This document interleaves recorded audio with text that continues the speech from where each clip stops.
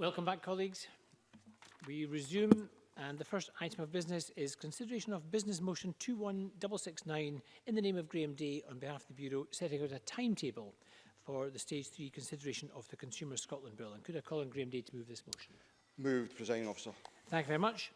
No one is asked to speak on the motion. The question, therefore, is that motion 21669 be agreed. Are we all agreed? Yes. We are. Thank you. So the next item is Stage 3 proceedings on the Consumer Scotland Bill. So members should have with them the bill as amended at Stage 2, the marshalled list and the grouping of amendments. As is usual practice, the division bell will sound and proceedings will be suspended for 5 minutes for the first division of the afternoon. And the period of voting for the first division will be 30 seconds. Thereafter, there will be 1 minute for the first vote following any grouping. Any member who wishes to speak in a debate on a grouping should press their request to speak button as soon as I call the first amendment in that grouping. So, members should now turn to the marshalled list. And I call Amendment 1 in the name of, so this is on Consumer Scotland General Function. I call Amendment 1 in the name of Andy Whiteman, is grouped with Amendments 2 and 19. Andy Whiteman to move Amendment 1 and to speak to all the amendments in the group. Thank you, Presiding Officer. I move Amendment 1. Amendments 1 and 2 arise out of the productive discussions that took place during Stage 2 and in the aftermath of Stage 2 of the bill with the Minister and his officials. Amendment 1 is concerned with the general functions of Consumer Scotland. I was concerned in general terms with this bill that the bill was very narrowly focused on a very traditional view of consumerism, one that's linear, transactional, and typically about trading standards and consumer rights, etc. And yet, as we know now, consumerism and consumption is a very big global problem. Indeed, if we were to consume as a society what we consume here in the UK, we'd need almost 3 planets worth of natural resources. So I was keen to explore whether Consumer Scotland could have as a general function a function of promoting the reduction in the consumption of natural resources.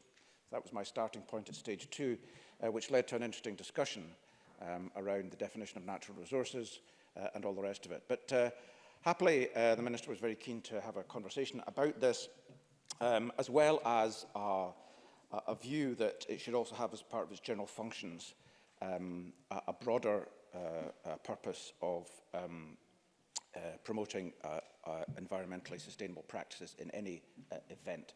So I was very pleased to meet with the Minister, and I think the Government is still in agreement with this amendment, which basically means that Consumer Scotland will have as an additional general function that of promoting the sustainable consumption of natural resources, which is a fairly well understood term in international law. Amendment 2 is designed as well to try and incorporate into the bill references to well-being, which is coming to the fore now as a concept within economic thinking. And indeed, the Scottish Government have made several references and is doing quite a bit of work around well-being. So again, in conversation with the Minister, we have agreed, at least I think he's still in agreement anyway, with an amendment to this part of the bill in relationship to promoting what is now prosperity and other aspects of well-being, and I commend the amendments to the Chamber. Thank you. Thank you. And I call the Minister, Jamie Hepburn.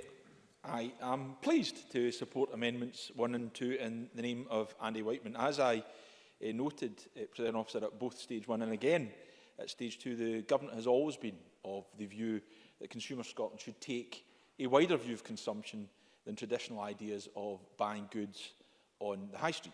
We've always intended that the body should have a role in considering environmental issues, and we've noted from the start that consumers will play a significant role in tackling the global climate emergency, and that is one reason that this body is so important. Can I thank Mr Whiteman for the time he took to speak to me about these matters? I believe his amendments further the goals that I have laid out.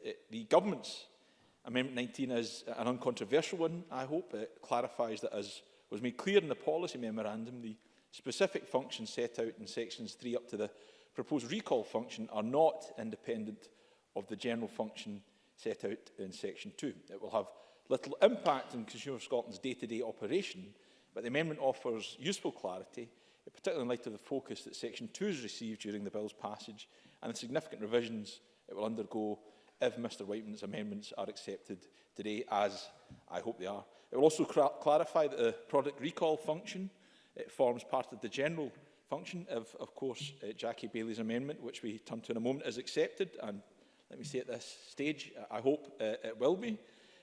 That clarification may be useful, as the product recall database, unlike the function set out in sections 3 to 5, is something Consumer Scotland must do rather than something it may do to advance its general function. So I hope that members will join me in supporting all the amendments in this group. Thank you very much. I don't have any indication that anyone else wishes to contribute, so can I call on Andy Whiteman? Do you wish to make any remarks in summing up? Summing up, no remarks, Presiding Officer, no. Thank you. Thank you very much. So we'll go straight to the question. The question is that Amendment 1 be agreed to. Are we all agreed? Yes. We are agreed. Thank you. I call Amendment 2 in the name of Andy Whiteman. Andy Whiteman to move. Moved. Thank you. The question is that Amendment 2 be agreed to. Are we all agreed? Yes. We are agreed. Can I call Amendment 19 in the name of the Minister? Minister to move. Moved. Thank you very much. The question is that Amendment 19 be agreed to. Are we all agreed? We are agreed. Thank you. So turning to Group 2, this is on product recall. Can I call Amendment 3 in the name of Jackie Bailey in a group on its own, and Jackie Bailey to move and speak to the amendment? Thank you very much, Presiding Officer. I'm very pleased to move Amendment 3 in my name. As members know from the Stage 1 debate, I call this the Whirlpool Amendment, and I will explain why in a minute. What this amendment does is to require Consumer Scotland to establish and operate a central database of major recalled goods to help inform consumers who have been adversely affected. It will be a single, coordinated and trusted point of information about all the major product recalls across the country affecting consumers in Scotland. Now, let me illustrate why I believe this is an important measure for us to take by talking about Whirlpool. Almost 18 months ago, Whirlpool embarked on the recall of 1 million washing machines and tumble dryers across the UK, affecting Hotpoint and Indicit machines. This wasn't just a minor technical fault. In some instances, house fires were caused and significant damage was the result. But the pace of the recall has been far too slow. Yes, some people haven't registered their machine, but there is also a lack of easily understood information. Many more people still have these machines in their homes. Just last week, Whirlpool announced another 21 different models that needed to be recalled as well. So the problem continues, and clearly not everyone is aware of it.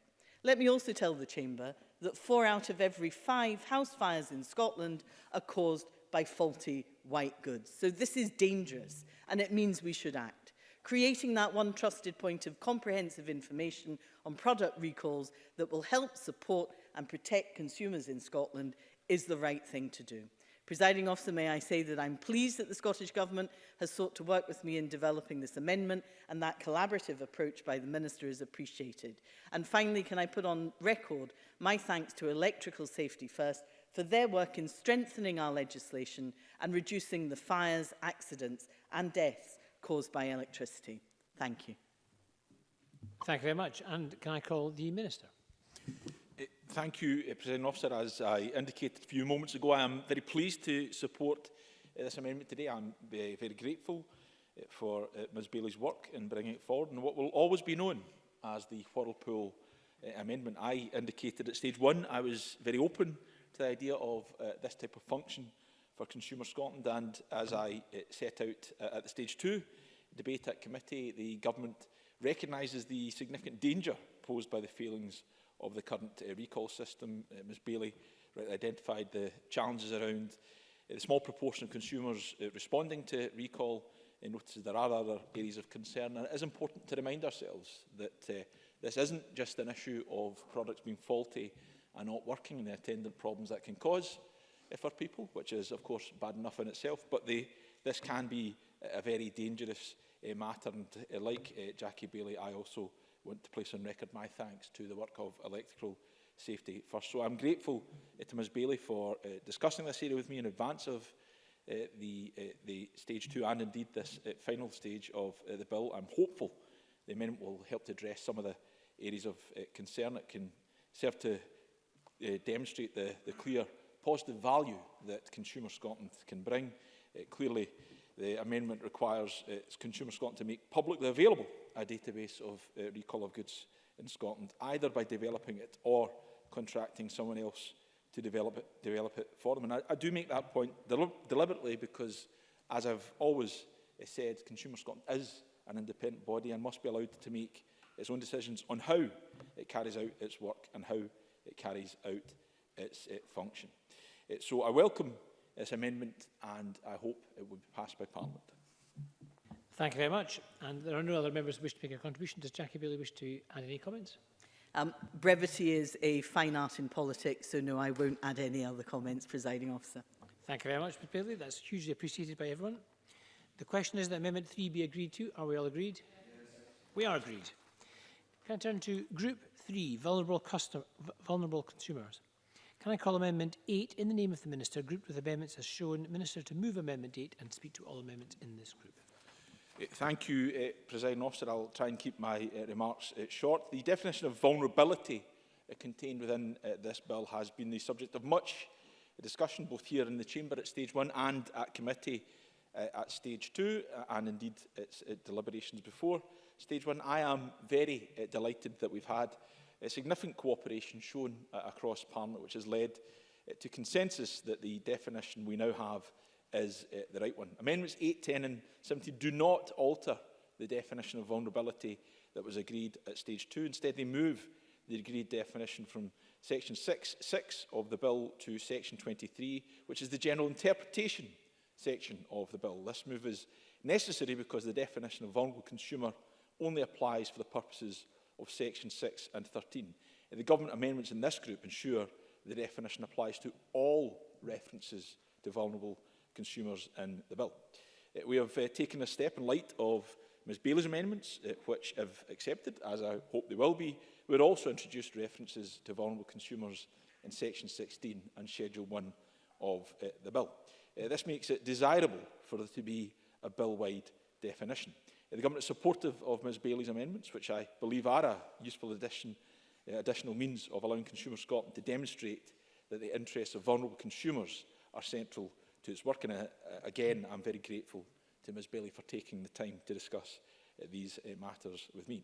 The Scottish ministers will play their part in that as a result of Amendment 6. It is right that the board should have representation from those who know what it is to be a vulnerable consumer. And I'm pleased that Ms Bailey has brought this amendment forward, having refined her stage 2 amendment on this topic. And of course, I make the clear commitment that when, as I hope it will be passed and the bill is passed this evening, that is a duty and a responsibility Scottish ministers will take very seriously indeed. Presiding Officer, I move Amendment 8 in my name. Thank you very much. And could I call on Jackie Bailey to move Amendment 4 and speak to the amendments in the group? Thank you very much, Presiding Officer. I'm pleased to speak to Amendments 4, 5, 6 and 7 in my name and support the Minister's amendments too. Again, this was subject to further discussion with the Minister and his officials following stage 2, and I am grateful to him for that. What this set of amendments seeks to do is ensure that Consumer Scotland includes somebody who has had experience of being a vulnerable consumer so that we benefit from their lived experience and that their considerations are very much at the heart of the new organisation. We know that organisations are more likely to get things right from an early stage of their operation if they listen to and involve people with lived experience. And it also, as we've heard, requires ministers to produce a report to set out how the interests of vulnerable consumers have been considered. Presiding Officer, I'd like to thank the Co-op Party in Scotland for their advocacy in this area and thank the Minister for his support, and I hope members across the Chamber will support all the amendments in this group. Thank you very much. And no other member has indicated they wish to speak. Minister, do you wish to add any comments? Thank you very much for the Minister. The question, therefore, is that Amendment 8 be agreed to. Are we all agreed? Yes. We are agreed. Can I move to Group 4? This is on inclusive communication. And I call Amendment 20 in the name of Ruth Maguire. Ruth Maguire to move Amendment 20 and speak to both amendments in this group. Thank you, Presiding Officer, and I'm pleased to stand to move Amendments 20 and 21 in my name. In doing so, I'd like to thank Inclusion Scotland, Camp Hill Scotland and the Royal College of Speech and Language Therapists, particularly Kim Hartley-Keane, for their support in campaigning for inclusive communication. One of the aims of the bill is to safeguard consumers' interests, making sure they can play a part in building a more inclusive, sustainable economy, and that's what this amendment is about, including people. Inclusive communication is communication which enables the largest number of people in the population to be included. For an organisation, that's about encouraging, supporting and enabling people to use whatever ways of expressing themselves they found easiest. Who's it good for? It's good for everybody. Communication disadvantage is strongly associated with socio-economic disadvantage, and many people living with disabilities and long-term conditions will also experience communication disadvantage. 100% of people on the autistic spectrum disorder, 100% of people with dementia, around 80% of people with a learning difficulty, and around 30% of people who've had a stroke. But as I say, it benefits everybody, because no one has ever complained that a public service was too easy to understand or too easy to get your point across to. I suppose the main question might be why put it on the face of the bill rather than leave it for guidance. There has been Scottish Government guidance on inclusive communication for 10 years, and it's not broadly done across the board. I moved a similar amendment on the Scottish Social Security Act, which set out in law the requirement for Social Security Scotland to implement inclusive communication approaches, and that has worked really well. It's worked because it's in there from the beginning, and it's not open to interpretation or duplication like it would be in guidance. So I'll leave it there. Thank you. Thank you very much, Ms Maguire. No other members wish to indicate they wish to speak, therefore I call on the Minister. Thank you, Presiding Officer. Let me say I'm very supportive of this amendment. As Ruth Maguire observes, my own experience is as hers, that no one complains when a public body communicates very clearly. But of course, the converse is true. We will all have received complaints and concerns where that is not the case. And on that basis, it is vitally important that Consumer Scotland reaches as many consumers as possible, and this amendment will help to achieve that. I thank Ruth Maguire for meeting with me to discuss the objectives that her amendments seek to establish. The amendments she has laid out will mean, for example, that Consumer Scotland must have regard to the importance of communicating in an inclusive way when it publishes its annual report or consumer welfare report. And indeed, the emphasis on the necessity to communicate in an inclusive way is a similar approach as laid out in the Social Security Scotland Act.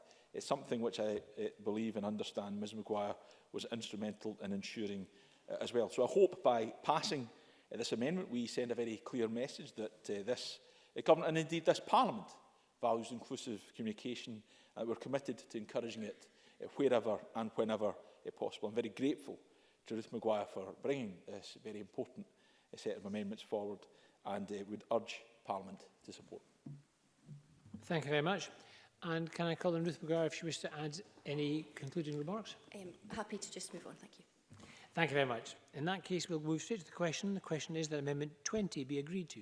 Are we all agreed? Yes. We are agreed. Can I call Amendment 21? Ruth Maguire to move Amendment 21. Formally moved. Thank you very much. The question is that Amendment 21 be agreed to. Are we all agreed? Yes. We are agreed. Turning now to Group 5, consultation with the designated regulators. Can I call Amendment 22 in the name of the Minister, grouped with Amendment 18, and ask the Minister to move Amendment 22 and speak to both amendments in the group? Thank you, President Officer. I move Amendment 22 in my name. The amendments in this group relate to Consumer Scotland's information gathering powers. Designated regulators are given a role in helping to ensure compliance with those powers. Jackie Bailey's Amendment 18 and my own Amendment 22 are both about ensuring consultation when regulators or those they regulate are specified in regulations under Section 8 of the bill. I am very grateful to the Law Society of Scotland for bringing the issue of consultation forward, and I'm grateful for Ms Bailey's intervention to ensure that it could be considered here today. I am fully supportive of the intent behind Ms Bailey's amendment. It has always been the case that we will consult those who would be named in regulations as a matter of course. Nonetheless, I can see the value of putting that requirement on the face of the bill. However, as drafted, Ms Bailey's amendment imposes a requirement for ministers to consult designated regulators whenever there is a proposal to designate a new regulator. The first time regulations are made, there will of course be no existing designated regulators. Amendment 18 therefore does not guarantee proper consultation with those who are about to be designated. There is another challenge with this as well, I believe. It requires consultation with all designated regulators every time. That means that if there are already a number of designated regulators, then each and every one of them has to be consulted in the proposal to designate someone new, even if that new regulator operates in an entirely different field. Now, I am, of course, open to the possibility and cognizant that it may well, and indeed it is likely to happen, where there may be cases where designating a new regulator could impact on a regulator already designated under Section 8 of the bill. However, I do believe it is likely to be rare, and therefore it would be, in my view, unnecessary to require a standard consultation with all designated regulators. So the Government's Amendment 22 therefore maintains the consultation requirement that Ms Bailey's amendment seeks to establish, and particularly notes that those whom we propose to designate must be consulted, but removes the additional blanket requirement to consult all existing designated regulators. So on that basis, I move Amendment 22, and I hope I've reassured Ms Bailey that her intent with her amendment is encompassed within my own amendment, and would urge her not to press Amendment 18 on that basis. Thank you very much, Minister. And I call on Jackie Bailey to speak to Amendment 18 and the other amendment in this group. Thank you very much, Presiding Officer. I rise to speak in favour of the Minister's Amendment number 22 and to explain why I'm withdrawing Amendment 18.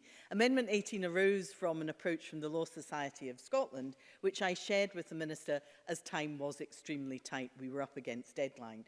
I am delighted that the Scottish Government agrees that there is a gap in the legislation and have tabled their own amendment that has the same intention as mine. As the Minister has confirmed, the Scottish Government view is that my amendment would have unintended consequences of placing an obligation to consult with all designated regulators whenever a new single regulator is to be designated. So I accept that the Scottish Government amendment makes this clearer, and on this occasion, and for that reason, I am content to withdraw my amendment in favour of Amendment 22 in Jamie Hepburn's name.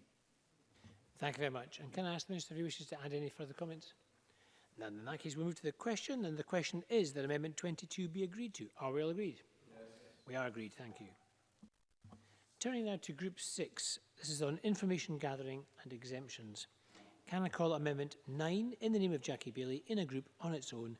Jackie Bailey to move and speak to Amendment 9. Thank you very much, Presiding Officer. Amendment 9 arises from a further discussion with electrical safety first. Whilst I recall from my very early days of seeking to understand legislation that may and must have the same effect in legislation, I note that the Minister has said before that he was allowing for Consumer Scotland to outsource the creation of the database if they wish to do so, but it would be a matter for them to consider. So this amendment seeks reassurance on that point. Whilst I would hope that Consumer Scotland would not outsource the creation of a database, this amendment makes clear that Consumer Scotland has a duty to publicise and disseminate information about major product recalls. This is, of course, consistent with the committee recommendation in stage 1 of the report. Even if Consumer Scotland do decide to do the database themselves, we could still find ourselves in a situation where they publish the details of major recalls on their database, but then aren't required to publicise them any wider to the public. Hence the replacement of may with must to put this beyond all doubt.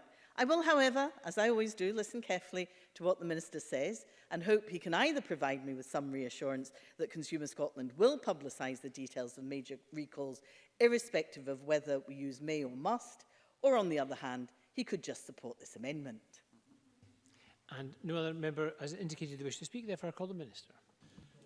Let me say I respect that Ms Bailey is advocating for clarity and certainty. I think where this amendment is laid, it would have wider applicability than that she is seeking to add. And on that basis, I am somewhat concerned about what is laid out here. And in my own view, the bill already provides the clarity that and certainty that is required. For example, this requirement could stray into areas around information that it relates to matters in court. So for that example, subsection 1 of section 12 of the bill already clearly states that notices requiring information cannot cover anything that could be withheld in court. I know this was an issue the Law Society raised. This should be a matter they are very familiar with. I would also note that framing the exemption of terms of information that could be withheld in court has a precedent in other legislation as well. And on the points that she has raised, I do feel it is still important that we provide the organisation that we seek to establish the scope and the ability to determine its work. But yes, of course, it is important that they consider that in the context that she has laid out. But across the board, I am concerned in relation to the applicability of this in terms of the area about information that could be withheld in court. There are precedents for that in a whole raft of other legislation. So on that basis, I would urge Ms Bailey not to press her amendment and the reassurance that I think the bill already achieves what she is seeking. And I call on Jackie Bailey to wind up in this case. I understand what the Minister's asking. I wasn't altogether clear that he gave me the assurance that I was looking for. So let me try again, because I do want to be helpful. In order for me not to press, I need him to agree, and I'm happy for him to intervene, that he expects Consumer Scotland to publicise the details of major recalls that they publish on their database. And before I sit down, if he'd like to intervene and say yes. I'm happy to do Minister. that. Within the parameters, of course, that this is an independent body that has to, yes, that would be the expectation. I think, Presiding Officer, I have heard very clearly from the Minister what his intentions are, which was much more helpful than the note provided to him by the Civil Service. And on that basis, I will not be pressing this amendment. Thank you very much. I think Jackie Bailey would wish to withdraw this amendment. Does any member object if Ms Bailey withdraws the amendment? No one objects. Thank you. So I'm going to call Amendment 10 in the name of the Minister. This was debated in Group 3. Minister, to move Amendment 10. It was debated earlier. Thank you, Presiding Officer. Just to be formally moved, we debated beg your earlier. pardon, Yes. sorry. If the Minister could move. Moved. Thank you. So the question is that Amendment 10 be agreed to. Are we all agreed? Yes. Thank you very much. We're going to turn now to Group 7. These are minor and technical amendments. Can I call Amendment 11 in the name of the Minister, grouped with Amendments 12, 13, 14, 15 and 16. Minister, to move Amendment 11 and speak to all the amendments in this group. Thank you. I was getting somewhat ahead of myself when I rose to my feet to do this now. Move Amendment 11 in my name. And let me find the right thing I should be speaking to so I can do that, Presiding Officer. These amendments are very much minor and technical in nature, so I will seek to keep my remarks short. At Stage 2, amendments from Jackie Bailey were accepted, which require Consumer Scotland to set out in its investigation reports and its annual report how it's had regard to activities carried on by other bodies with similar functions. At the same time, government amendments were accepted to broaden the principal duty on Consumer Scotland under Section 6.3.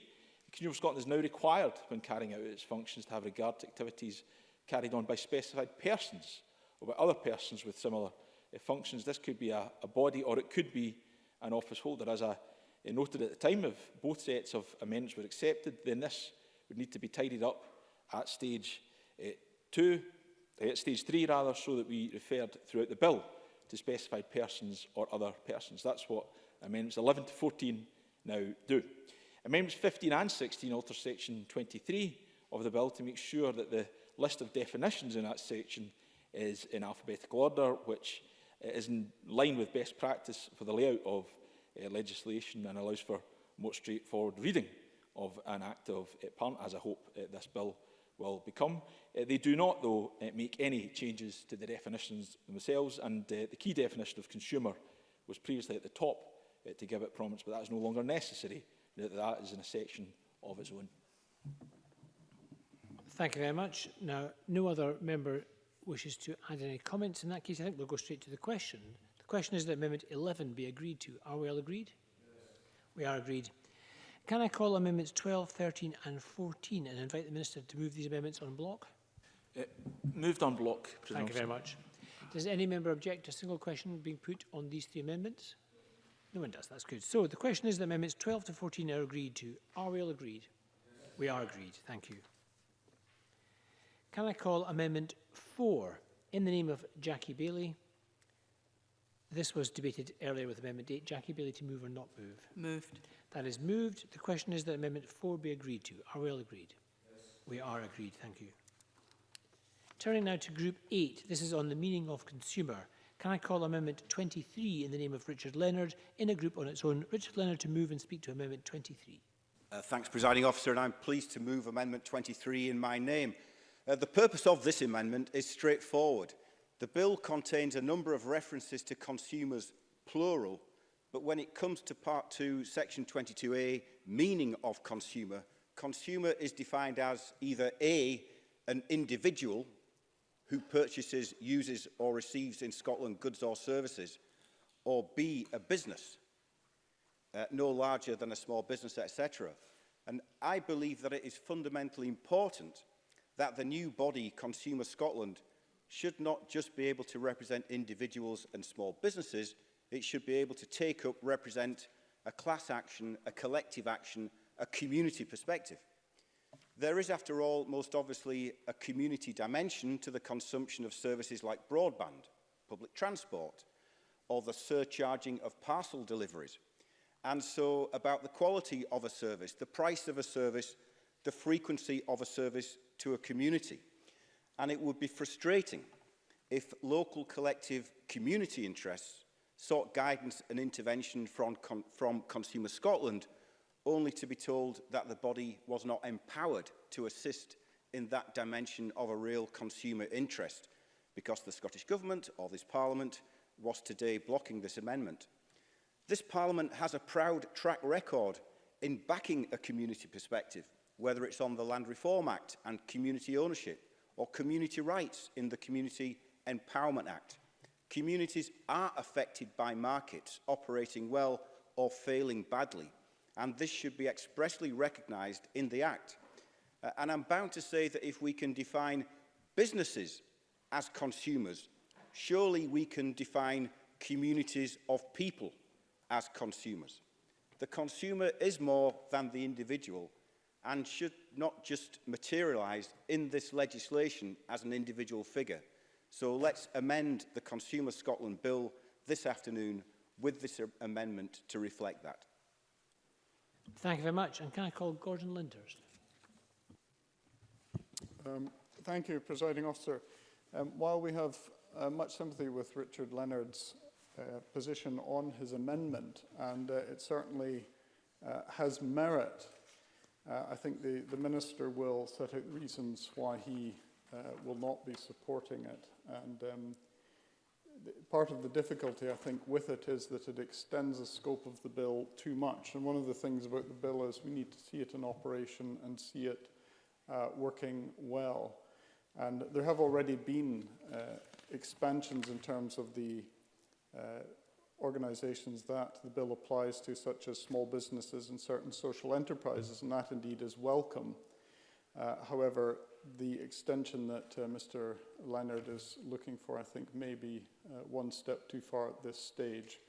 Although I wait to hear what the Minister himself has to say about it. Certainly, it does have a lot of sympathy on this side of the chamber.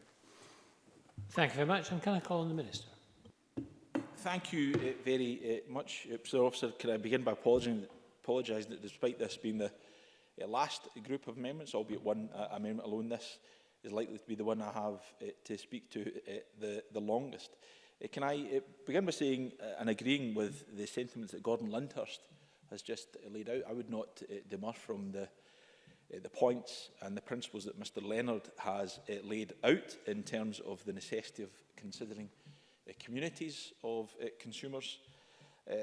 This is a matter that I would have been very happy to have discussed in more detail with Mr Leonard to ensure his concerns were addressed. I think I did make that offer. Unfortunately, we didn't have that opportunity. I would have been happy to speak to Mr Leonard about it. What I will say at the outset is the bill, as defined, yes, it identifies the consumer as an individual, and indeed also the small business as an individual small business. But inevitably, when Consumer Scotland takes forward its work, it's going to be looking at that on the basis of how it impacts individuals and small businesses, plural. So the concerns that Mr Leonard has laid out are actually already encompassed within the definition of the bill as is laid out. But in its literal interpretation, there are, I believe, some significant challenges. In brief, these are as follows. Firstly, the bill has already been significantly amended to widen both the definition of consumer and in business, and as I've said, in doing so, will already capture many of the community bodies included under this amendment. Secondly, and almost as a direct consequence of the first point, there is a risk that we send a confusing message that other small organisations are not captured, precisely because we have carved out a particular reference to community bodies when small community bodies are already caught by the existing provisions. Thirdly, by including community bodies regardless of their size, it potentially privileges medium-sized community bodies over other comparable organisations such as medium-sized charities without a clear rationale for doing so. Finally, and linked to my first point, the definition of consumer has already been significantly altered, and I do believe we run the risk of overcomplicating it and diluting it to the point of being difficult to exercise meaningfully. I'll try and say a little bit to each of these points in turn, and I'll try and be as brief as I can.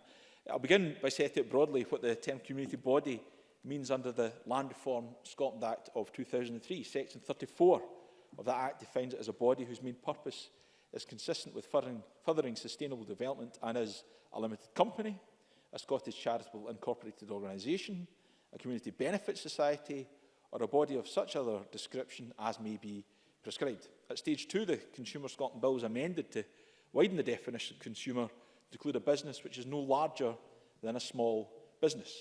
The definition of business in section 23 of the bill was also amended to include a not-for-profit enterprise. For the purpose of the bill, this means an organisation which a person might reasonably consider to exist wholly or mainly to provide benefits for society. A Scottish charitable incorporated organisation and community benefit society therefore ought to already fall within the definition of a not-for-profit enterprise, and a limited company that would ordinarily fall within the broader definition of a business anyway. Therefore, provided they are small, all of these bodies are already covered. And if small community bodies are already captured, it strikes me that there is no particular value in an amendment to clarify that they are captured.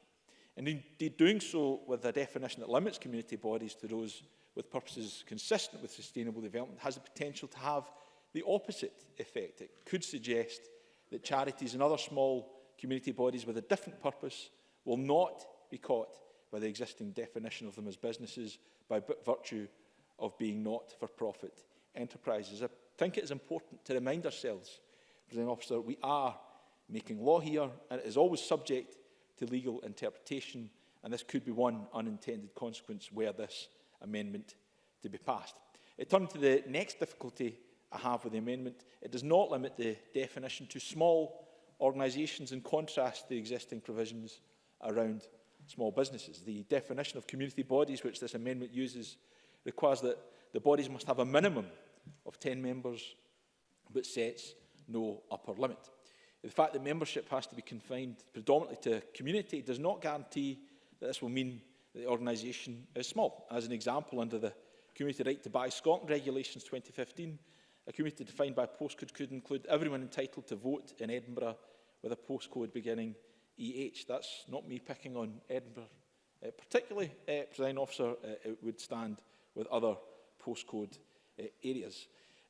Now, I understand, of course, and I would re-emphasise the point that consumers within a geographical area could have a common interest, and they are already encompassed within the definition of the legislation we have as before us as amended at stage 2. But it is important that when we apply what is laid out in Mr Leonard's amendment, we are talking about organisations rather than communities per se. So the amendment allows for the inclusion of bodies that are not small. Whether or not this is intended, that too is problematic. It would mean that medium-sized organisations would be considered consumers, but only if their purposes are consistent with sustainable development. This would privilege medium-sized bodies with that goal over many medium-sized businesses and over medium-sized charities with other equally laudable objectives. There is, I believe, no clear rationale for doing so. And finally, as I've noted, the amendments at stage 2 have already expanded the definition of consumers.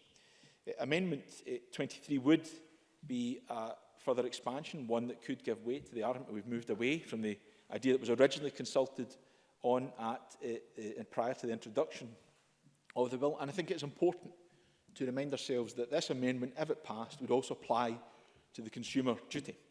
Public authorities, including local authorities, will have to consider community bodies, regardless of size, as part of discharging the duty. This has not been consulted on, and its timing now means there has been very little opportunity to understand the practical impact of adding this to the definition. So for all these reasons, I urge Mr Leonard, despite recognising the good intent behind his amendment, to withdraw it at this stage. As I've laid out, I believe many of the organisations he seeks to protect would already be covered in the bill, and the idea, which I agree with, of community interest is already encapsulated within the applicability of the individual consumer being multiplied to being consumers plural, as it will be in its interpretation of the work by Consumer Scotland. I hope that has him provided some reassurance, and I hope he withdraws his amendment, but if he does press it, I would urge members to vote against it. Thank you very much. And I call on Richard Leonard to conclude in this group and to press a withdraw Amendment 23. Thank you, Presiding Officer. I have to say that the fact that the legislation has already been amended means that we can't put forward another amendment. I find about the weakest argument I've heard in this Parliament in 4 years. Of course, we've got a scope as a Parliament to make amendments to legislation. If we think that the definitions and the scope do not sufficiently recognise the challenges that this new body, which is being created for the first time, will face. Yes, of course. Minister. I mean, I hope you would have heard I spoke quite extensively there, and that was not the core part of my argument. Nonetheless, I hope he would reflect on the fact that both Ms Bailey and Mr Whiteman have been able to comment on the fact that we worked together very closely to draft amendments that have been consistent with the purpose of this bill and have enhanced them. That opportunity was available to Mr Leonard. I made that very clear. I'd have been very glad if he'd taken that opportunity. Sadly, he did not. Richard Leonard. For the record, Mr Hepburn and I did meet in his office after stage 1 of the debate in this Parliament, where we spoke explicitly about the need to alter the legislation to reflect. Well, if you want to intervene, I'll take your intervention, Mr Hepburn. Minister. I'm happy because I think it is important that we are accurate on these matters. It is correct that Mr Leonard and I met in advance of stage 2, and he had the opportunity to bring forward an amendment at stage 2 where we could have tested these ideas and then we could have perhaps finessed them. I think it is important for the public record, Presiding Officer, of course, that Mr Leonard failed to lodge an amendment at stage 2. Richard Leonard. Let me move on to the other arguments. Let me move on to the... Well, but I just want to make it absolutely clear for the record that Mr Hepburn and I have met to discuss this amendment. And in the interest of consensus, he may have offered to meet to discuss the amendment in more recent days, not least because this debate was originally postponed from a few weeks ago. The other point I want to make is this. If it just seems to me, as I said in my remarks, if we as a Parliament can extend the definition of consumer to a small business, and we are in favour of that, then it seems to me to be rather odd that we cannot extend the definition to a community. And I listed the examples of legislation passed by this Parliament where the entity of a community is seen to be an important part of the fabric of our society. Of course. I think it is important, though. I totally agree with the notion that a community of consumers must be considered. The definition we have, as laid out within the bill right now, perfectly encapsulates that already. Yes, it refers to an individual consumer, but clearly in Consumer Scotland taking forward its work is going to consider those consumers on a collective basis, ergo a community of consumers. I think it's important, though, that we reflect that Mr Leonard's amendment does not talk about communities, it talks about a community body.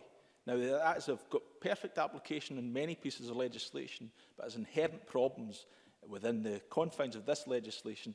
As I've laid out, it doesn't encompass, it has the danger of causing confusion and perhaps perverting some of the very interest that he seeks to advance in terms of small charities being interpreted as not being encompassed within this amendment. That could cause real problems. On that basis, I urge him to withdraw. Richard Leonard.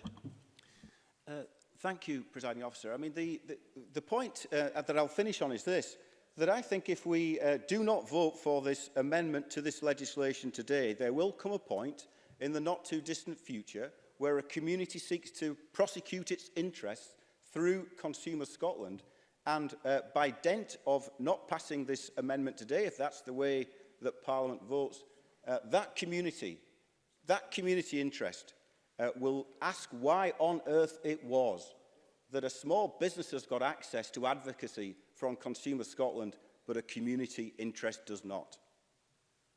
Thank you very much. Assuming Mr Leonard is pressing this amendment, so the question is that Amendment 23 be agreed to. Are we all agreed?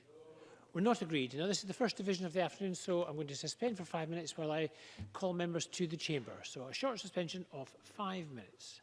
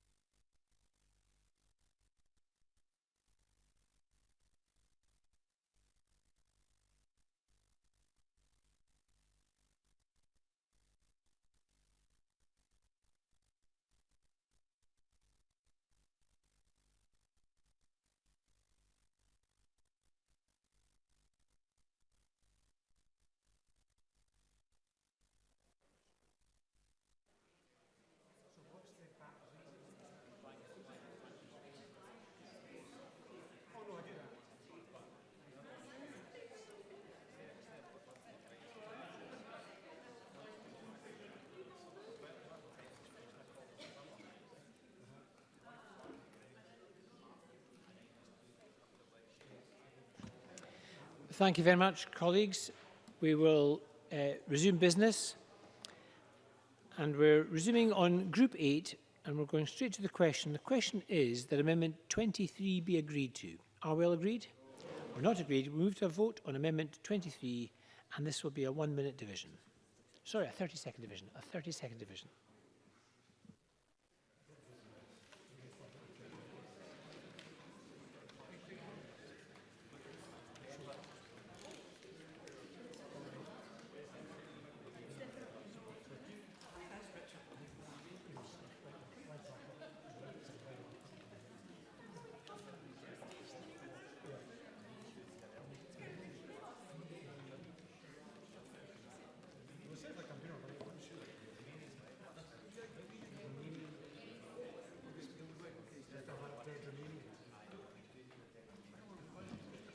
Thank you. The result of the vote on Amendment 23 in the name of Richard Leonard is yes 14, no 38. There were 16 abstentions. The amendment is therefore not agreed. Can I call Amendments 15, 16 and 17 and invite the Minister to move these amendments en bloc? Moved on block. Thank you very much. Does any member object if I put a question on these three amendments en bloc? No, that's good. So the question is that amendments 15 to 17 are agreed. Are we all agreed? Yes. We are agreed. Can I call Amendment 18 in the name of Jackie Bailey? Jackie Bailey to move or not move? I think that one I was moving. No, I wasn't moving. There you go. I wasn't moving, Presiding Officer. Not moved. Can I call Amendment 5 in the name of Jackie Bailey? This was debated with Amendment 8. Jackie Bailey to move? I was moving that one, Presiding Officer. The question is that Amendment 5 be agreed to. Are we all agreed? Yes. We are agreed. Can I call Amendment 6 in the name of Jackie Bailey? Jackie Bailey to move? Moved. Thank you. The question is that Amendment 6 be agreed to. Are we agreed? Can I invite Jackie Bailey to move Amendment 7? Moved. Thank you. The question is that Amendment 7 be agreed to. Are we all agreed? Yes. That is agreed, and that ends consideration of amendments. Now, at this stage in proceedings, as members will be aware, I am required under standing orders to decide whether or not, in my view, any provision of the bill relates to protected subject matter, that is, whether it modifies the electoral system or franchise for Scottish parliamentary elections. In the case of this bill, it does no such thing. Therefore, the bill does not require a supermajority to be passed at stage 3. So we are now going to move on to the next item of business. Just be a short pause while we change seats.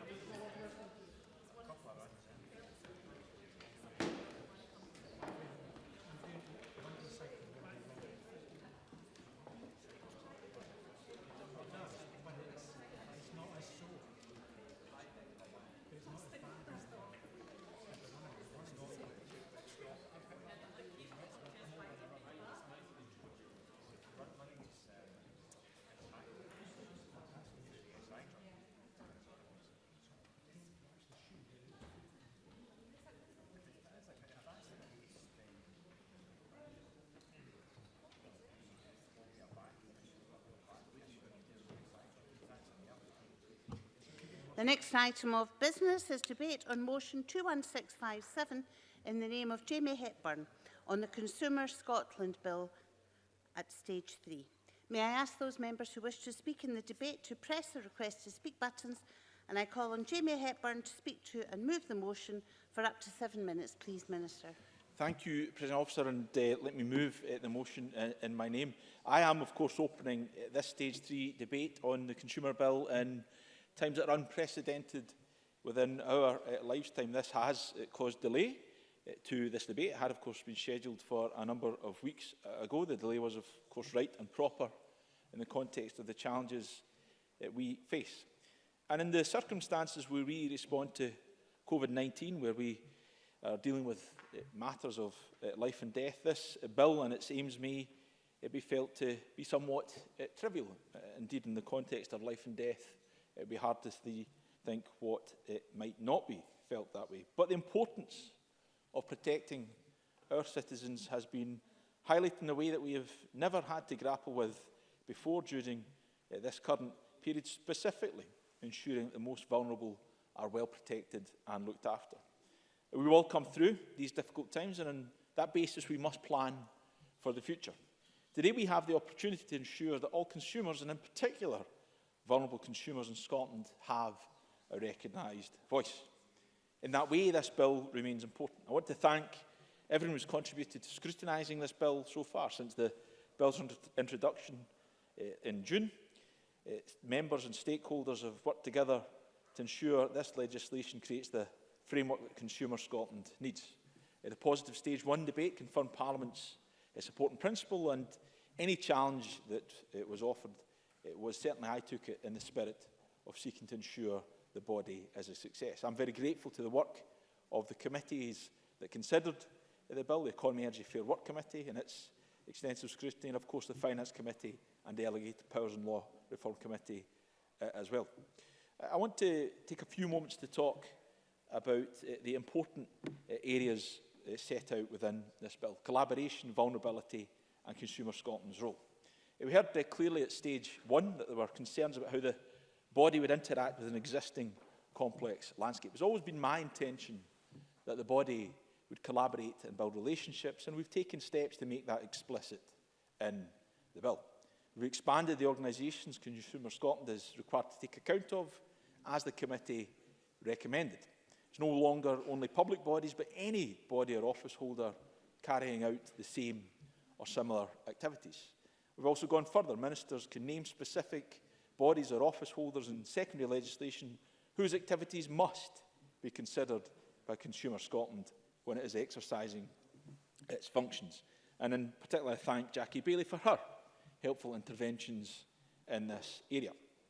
She has helped ensure that Consumer Scotland must not only take account of organisations or office holders, but must demonstrate how it has done so in its annual report and in any report following on from an investigation by Consumer Scotland. On vulnerability, at Stage 1 we heard that the definition of vulnerable consumer did not reflect current understandings of the term, nor of how consumers actually experience vulnerability. And Ms Bailey pointed us to the definition used by the Scottish Legal Complaints Commission, and I believe we now have a definition that truly reflects the range of circumstances and characteristics that give rise to vulnerability. As a result of amendments we have just agreed a few moments ago, vulnerable consumers will also be better represented in the body. And as a result of Ruth Maguire's amendments, we have laid out very clearly that Consumer Scotland must communicate inclusively to reach out to all consumers. I'm very grateful to her for having taken that matter forward. Consumer Scotland's role has also been clarified in useful ways. The definition of consumer has been widened to include small businesses. This responds to the clear message that small businesses often face similar issues to individual consumers, and this may be true now more than ever. This doesn't mean that individuals are no longer the primary focus. Consumer Scotland will set its own work priorities based on evidence of where there is most harm and in collaboration with other consumer organisations where desirable. But it does mean that it has the scope to consider a greater range of harm and to ensure that its investigations are comprehensive. The bill reflects the reality that Consumer Scotland is being established precisely because we understand that consumption is not limited to a traditional idea of high street purchasing. Consumers are both agents and targets of change, and this is clearest in the realm of environmental issues. Andy Whiteman made these points often over the course of the bill's consideration, and the bill now takes account of both the impact consumers can have on the environment and the interest consumers have in helping to preserve it. This work has helped us to create a more forward-looking body that reflects the challenges we face both now and in the future. There remains significant work, though, to ensure Consumer Scotland delivers its potential. I remain committed to taking forward that work in partnership with those who know the system best. The next step, of course, presuming Parliament agrees to pass this bill today, as I hope we will, is to appoint the chair and members regulated by the Commissioner for Ethical Standards in Public Life in Scotland. Recent events mean that won't be underway as quickly as we hoped, but no matter when the process completes, we will be working to ensure the body has a diverse membership with a full range of skills and experience it requires. President Officer, this legislation is an opportunity for us to ensure that consumers have a voice. It's an opportunity for us to ensure that consumers' interests are represented, and it's an opportunity to ensure that consumers' own capacity to drive change is properly harnessed. The situation we presently find ourselves in has revealed how important it is that consumers have the information they need and are mindful of the impacts of their own behaviour. We began this process because we recognise that consumers are the lifeblood of our economy, and in the months ahead they will be vital for rebuilding our economy and supporting our local businesses. Consumer Scotland and the Consumer Duty are key steps to realising that potential, and we can move towards that if Parliament agrees that the Consumer Scotland Bill be passed. I now call Maurice Golden for up to 6 minutes, please. Thank you, Deputy Presiding Officer. The aim of this bill is very much welcomed, strengthening the protection, trusted advice and support offered to consumers. However, a central concern, and one raised repeatedly at all stages, is that it seeks to introduce a new consumer body, Consumer Scotland, to an already crowded landscape of consumer support in Scotland.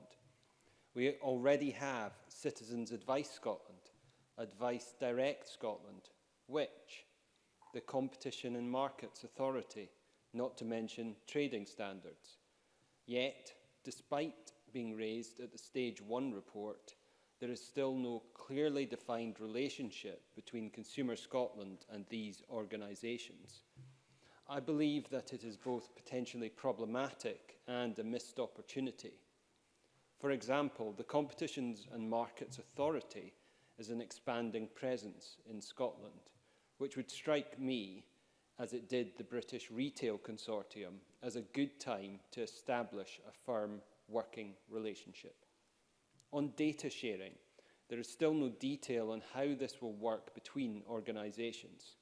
Exploratory talks with the UK government on using frameworks in the Enterprise Act 2002 are welcome, but this is an issue that should have been properly fleshed out at inception.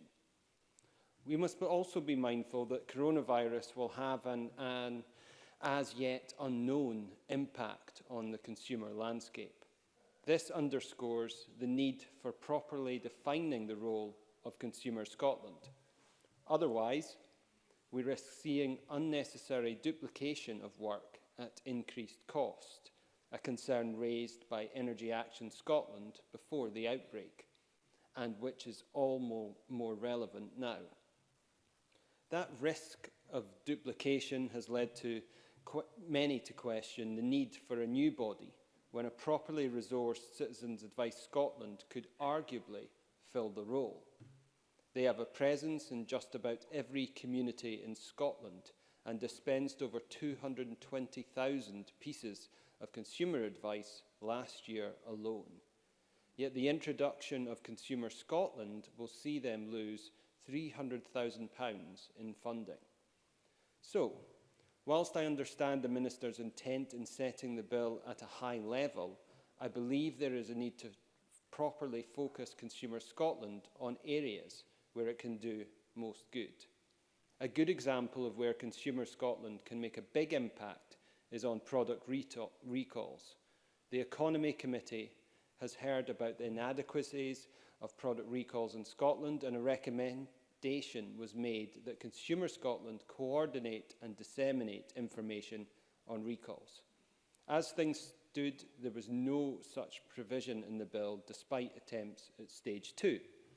Therefore, I'm delighted that the so-called Whirlpool Amendment, introduced by Jackie Bailey to ensure product recalls falls within Consumer Scotland's remit, was accepted at Stage 3. That will allow regular updates on recalls to be published, as well as a publicly accessible database of recall information. This will strengthen the bill, just as the Scottish Conservatives have already strengthened it by ensuring protection for small businesses. These businesses, especially rural ones, are often affected by the same issues facing individuals. We worked with the Scottish Government to ensure the definition of consumer would include small businesses. That means the new consumer duty will apply to them too, ensuring public bodies have to take account of the impact of their actions that will affect small businesses. Taken together with the potential to strengthen consumer safety net, the Scottish Conservatives will be supporting the bill today.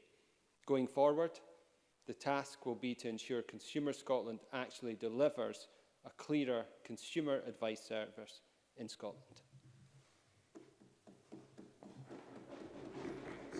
I call Richard Leonard for up to 5 minutes, please. Thanks, Deputy Presiding Officer. The Scottish Labour Party is in favour of the creation of Consumer Scotland on the understanding that it will deliver added value, that it will strengthen consumer advocacy, and that it will work collaboratively with existing organisations in the field, user groups, customer forums, and of course the excellent community-based Citizens Advice Bureau.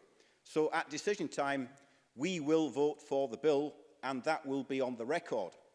But what must also be on the record is that we do not believe that our limited parliamentary time today should have been devoted to this bill when there are other, more urgent issues to address, issues arising from the COVID-19 pandemic, which has seen over 2,000 deaths in Scotland, too many deaths in residential care homes, too many frontline staff losing their lives trying to keep the rest of us from losing ours. And that is what this Parliament should be debating. We should be leading by example.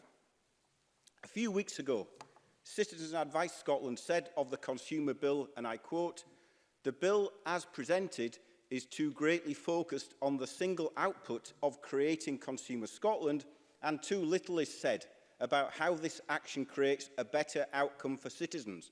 And they are right. So let me set out what is needed. We've said all along that Consumer Scotland's objectives should go well beyond simply the elimination of harm.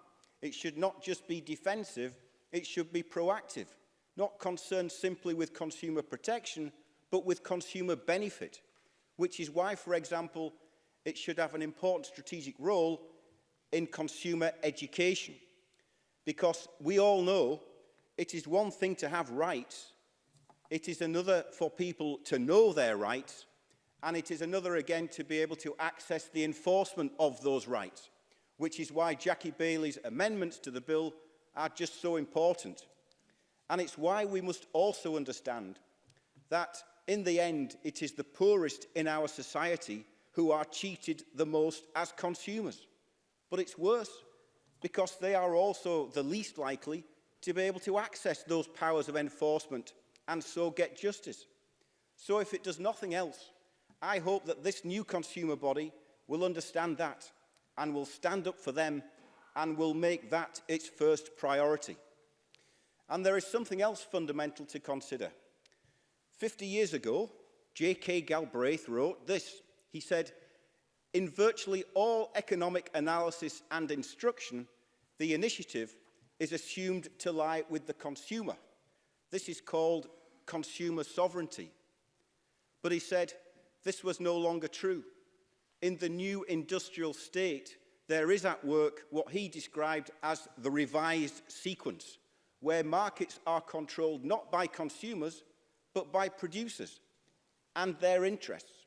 And today, the idea that the consumer is king is even more of a myth than it was back in the 1960s. We know that the power over markets rests with an ever-narrowing elite of owners of production with huge corporate power, in which consumers need more than ever a guardian, and an active, not a passive one at that. Take the example of social injustices like parcel surcharging to residents of remoter parts of Scotland, which must be an early priority of the new body. And while Consumer Scotland might be able to deal with some of the symptoms of this, it should also be able to influence the root causes as well, like the abandonment of average pricing and the emergence of marginal pricing, like attempts by the management of Royal Mail to slide away from the universal obligation during this COVID-19 pandemic, like the growth of the gig economy and the rolling back of the state. And we believe it's important that consumers are treated in this legislation, as my amendment sought to do. Consumers are treated not just in a manifestation as individuals, but as a community interest too. And finally, at stage 1, the Minister made play of the independence from government of Consumer Scotland. It will be wholly independent of government and political direction. That is what is captured in the official report of the Minister's closing remarks, and he said it again today.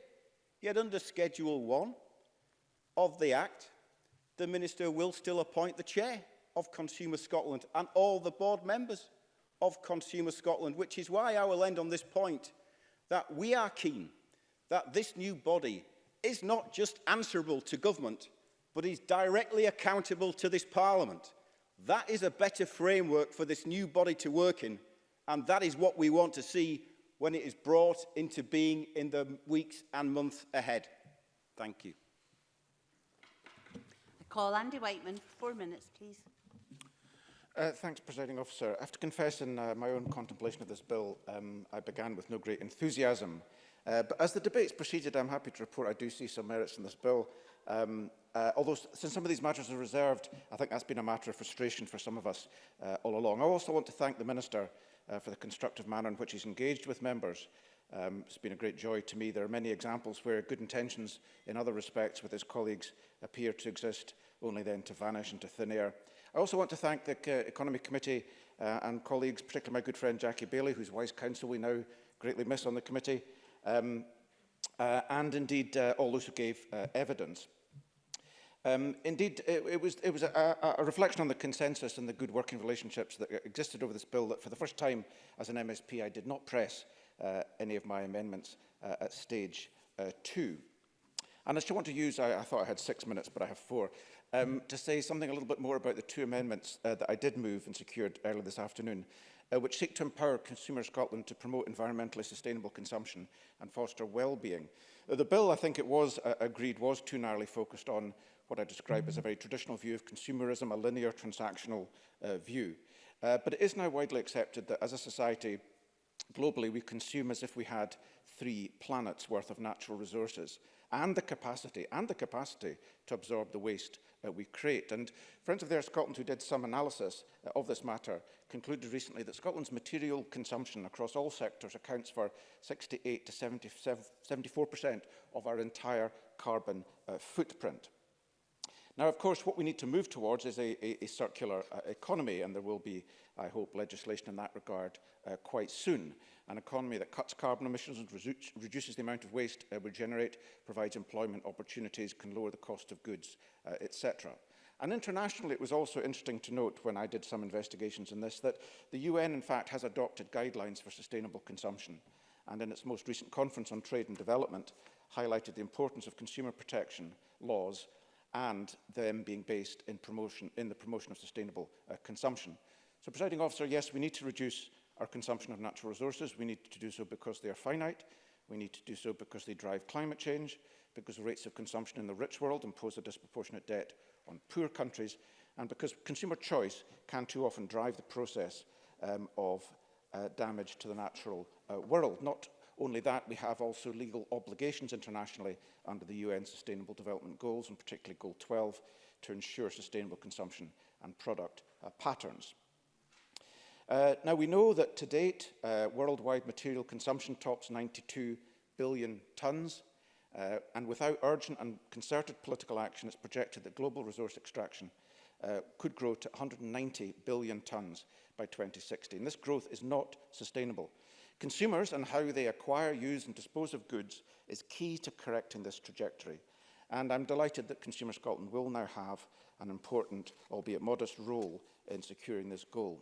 The other matter that was widely talked about at stage 2 was the question of well-being And this is now, of course, an important policy goal of the Scottish Government and indeed of a number of governments globally.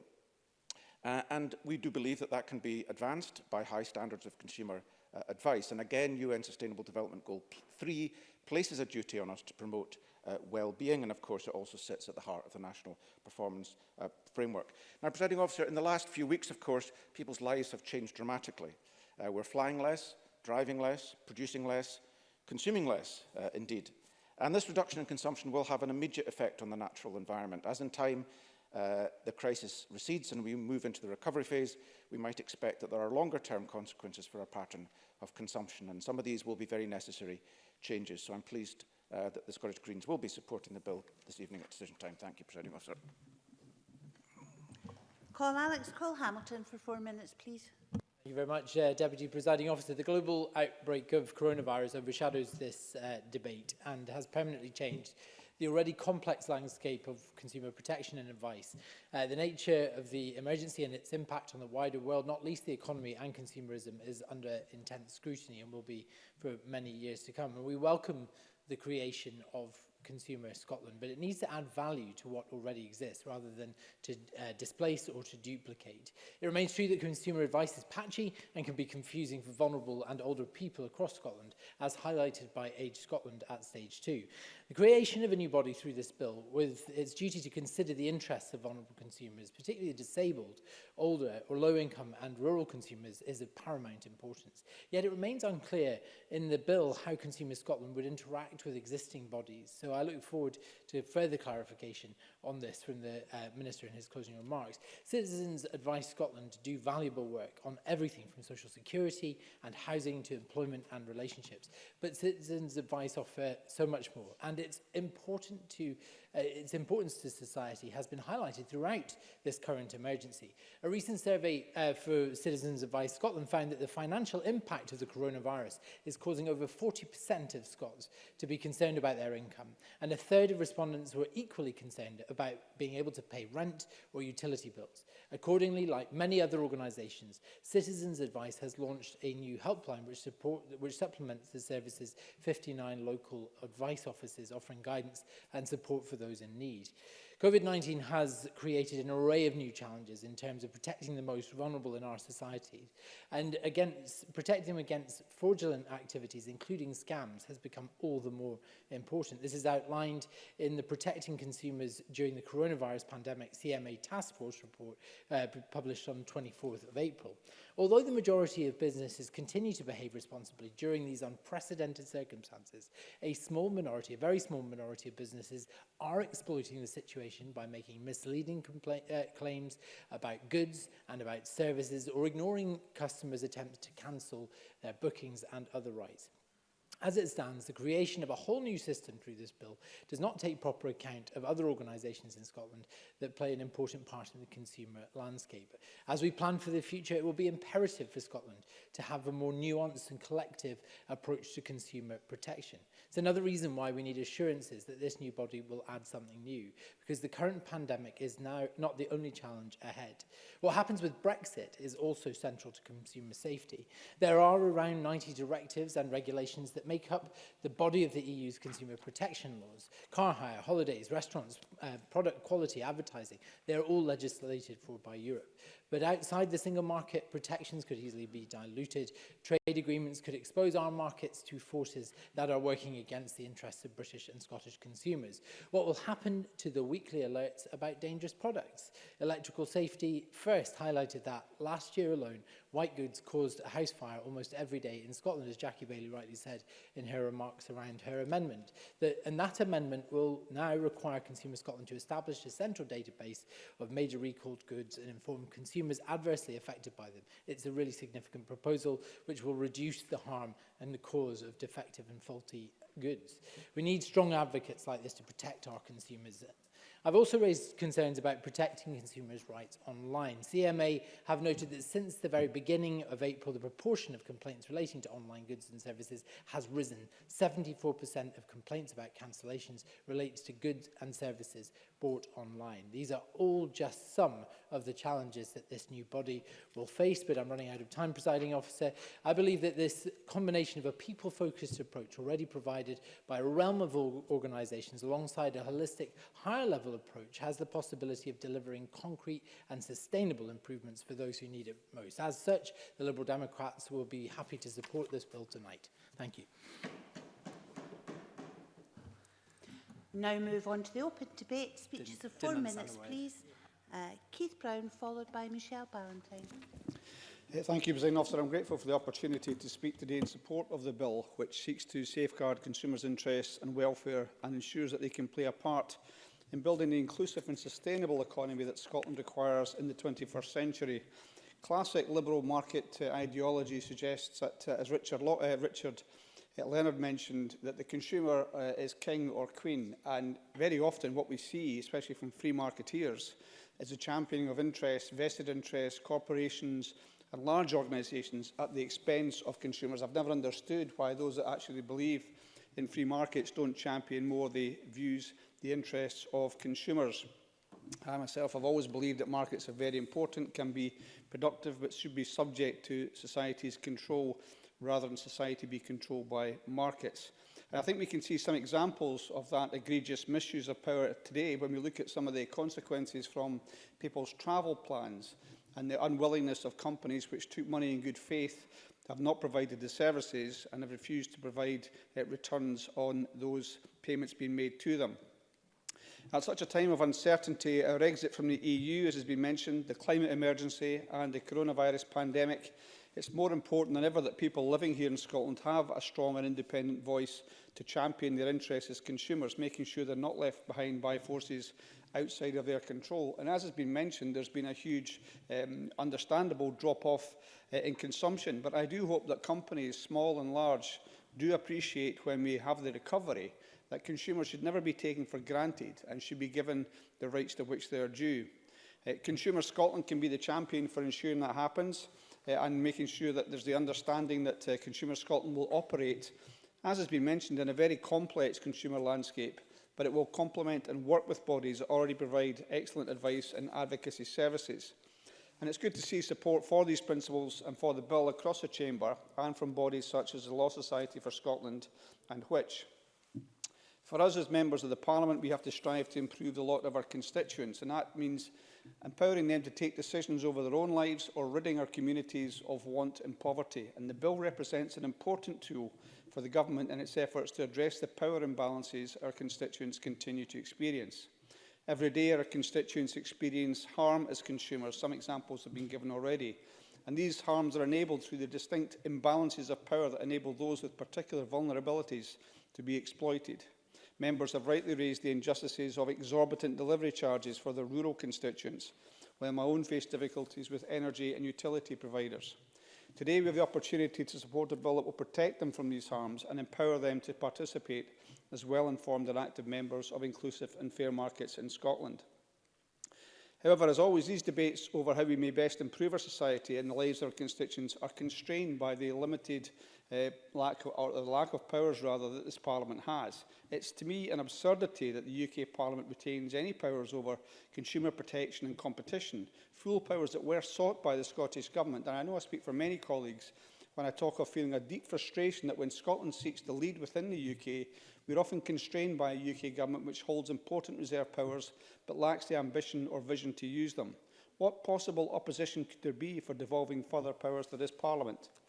And I have to say, Presiding Officer, if I'm honest, that the division of powers between the Scottish Parliament and the UK Parliament in relation to these particular powers doesn't make any rational sense. If anybody was to look at this objectively, you could not see why the division of powers in this area has been decided in the way it is. And I think it's to the credit of the Scottish Government that they've managed to get a rational bill put together which helps to address those issues. But we can't pretend this is the best way to conduct our affairs. The empowerment of the powerless and the vulnerable, though, and in this case of the individual against the faceless corporations, is best served by handing this Parliament further powers. And let's face it, a Tory-led post-Brexit Britain could provide no stronger argument for increased powers for Scotland. And indeed, It also raises, as Alex Cole-Hamilton said, real concerns for consumer rights and protections. Tory MPs have promised a bonfire of EU regulations that could have significant repercussions for consumers here in Scotland. And there's a real risk standards and rights are slashed and erased to the bottom. It is not right, nor is it just, that attempts by this chamber to advance the rights of consumers in Scotland could be undone by a rampant right-wing Tory government in hock to their big business donors. Until the Scottish Parliament's got full powers over our affairs, we will continue to work with one hand tied behind our back, and this bill could be much improved. No, the member's just closing. Could be much improved with full powers over matters of competition and consumer enforcement. However, I am pleased to speak in favour of this bill, which will safeguard the consumer interests of my constituents and others across Scotland. Thank you, Presiding Officer. Michelle Ballantyne, followed by Jackie Bailey. Thank you, Presiding Officer.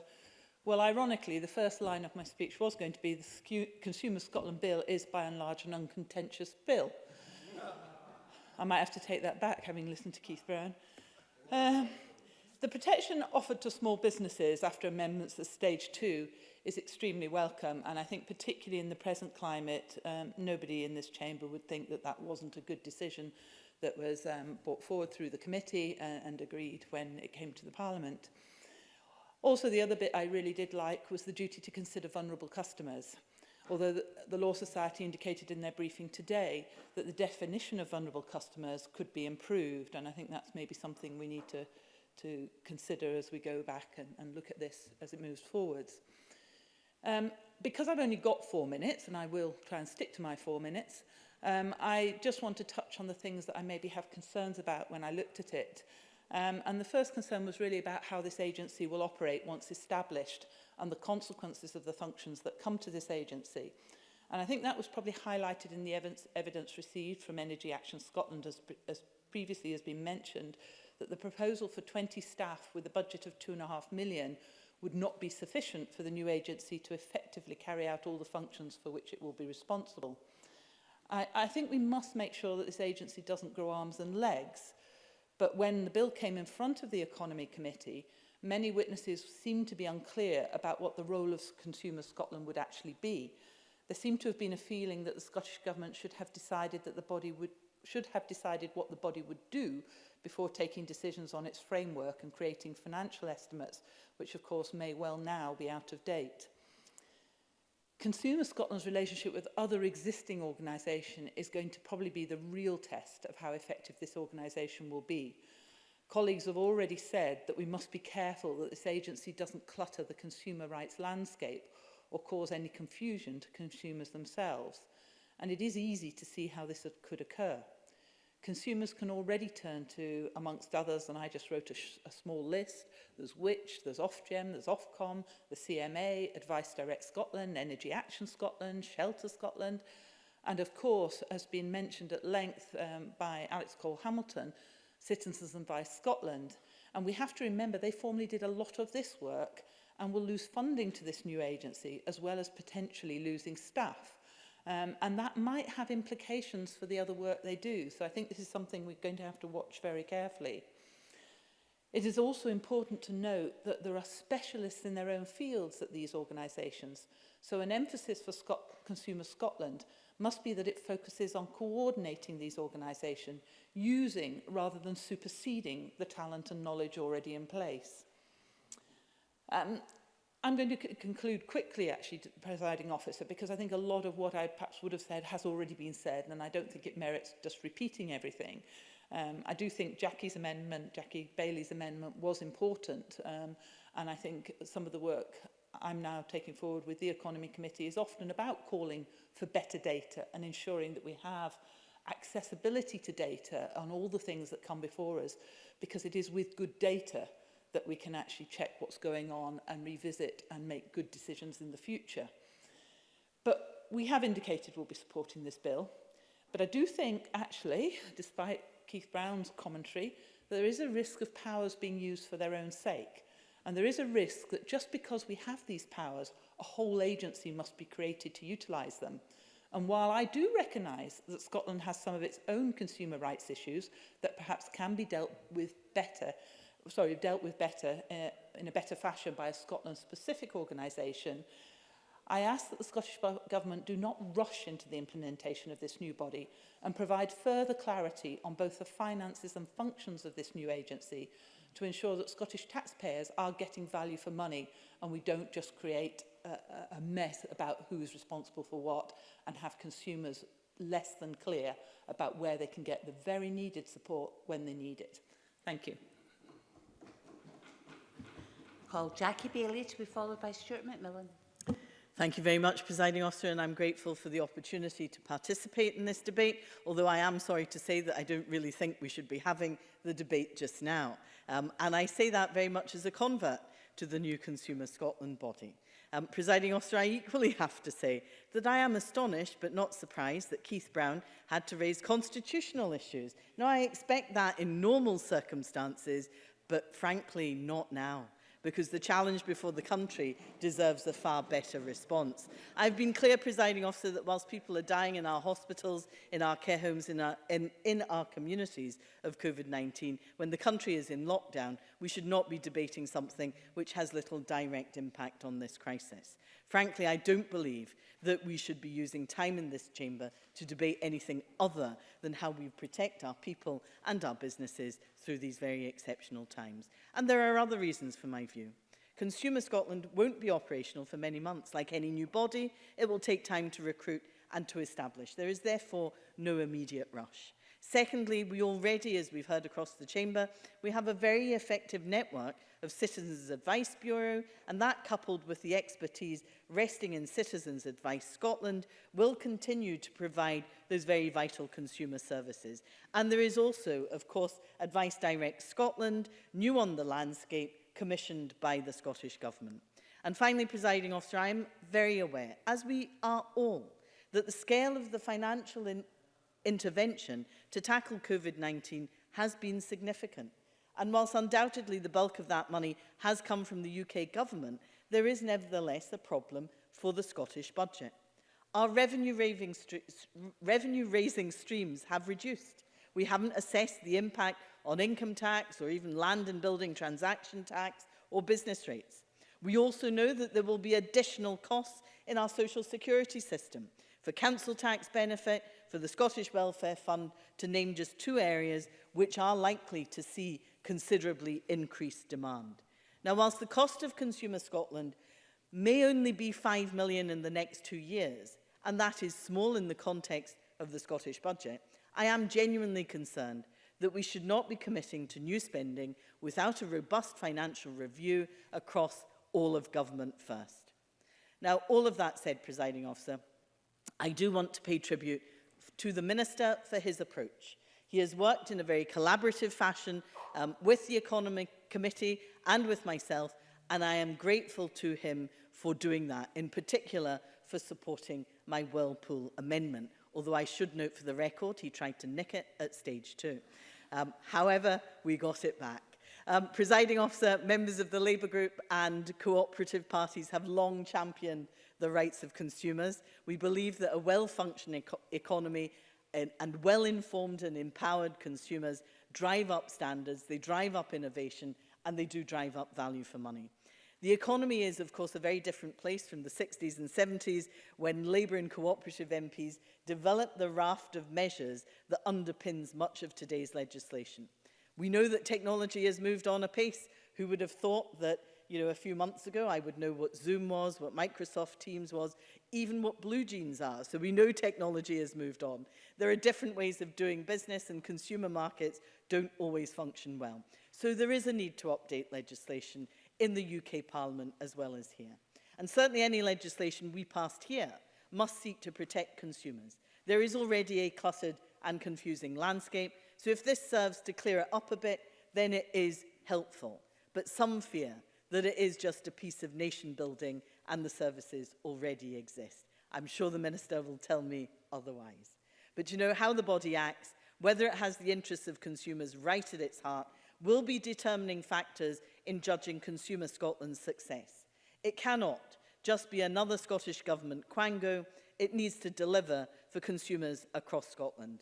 And I will certainly be happy to support the bill at decision time. The last of the open debate contributions is from Stuart McMillan. Thank you very much, Presiding Officer. I'm not going to touch upon the politics side of things because I think that we do have to move on from that. So I genuinely want to attempt, it happens from one or two comments, I genuinely want to attempt to actually unite the Chamber with my comments. I'll come on to that particular point in a moment. But I do welcome this bill, and I do want to thank the Minister for bringing the bill to Parliament. There are many aspects of public policy that have no party politics, and they can genuinely have a wonderful opportunity to help every person that we serve. And I do think that this bill is an example of that type of legislation. I now want to go on to the point where the Chamber, I hope, can actually unite on a particular area. And that's on the issue of the siting of the proposed body, Consumer Scotland. Now, I do want to put a bid forward for my own area, Greenock and Inverclyde. The Minister was part of the Texas Instruments Task Force, so he is very much well aware of some of the challenges, but also some of the opportunities that the Inverclyde area actually faces in terms of employment. The Minister attended quite a number of the Texas Instruments Task Forces meetings, but also it was very much instrumental in the joint funding package from the Scottish Government and Inverclyde Council to secure a buyer for Texas Instruments to have diodes come in and take the plant in Greenock. So certainly the Minister knows the area, the Minister knows the challenges and the opportunities that the Inverclyde area actually faces.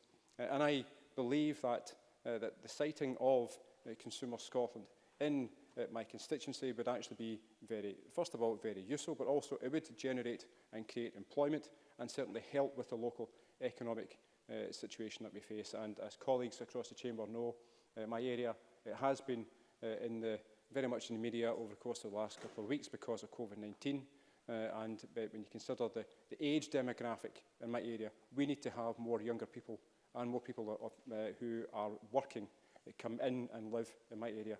And the siting of a new agency would certainly help to establish some of that. In terms of the bill, Schedule 1 of the bill indicates also this issue of the location. And genuinely, Minister, I will write to you formally also on this, and I'm quite sure I will encourage others in my constituency to write to the government on this particular area.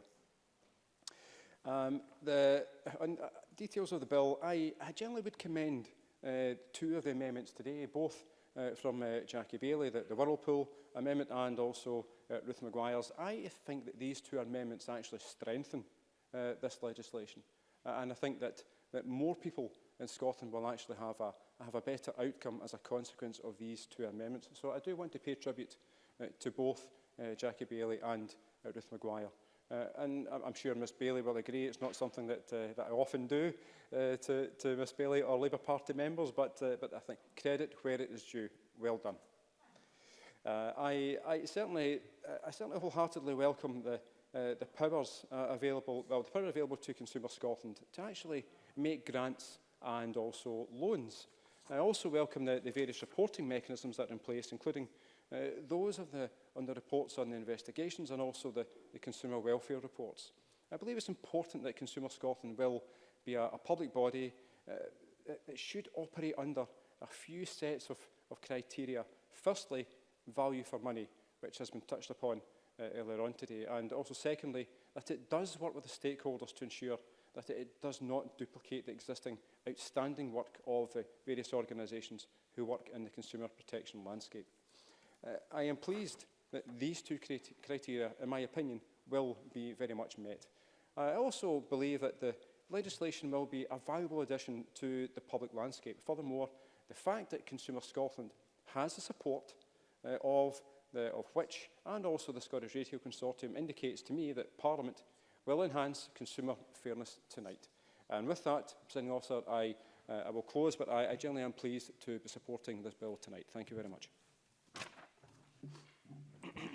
We'll move to the closing speeches, and first of all, I'll have Claire Baker for 4 minutes, please.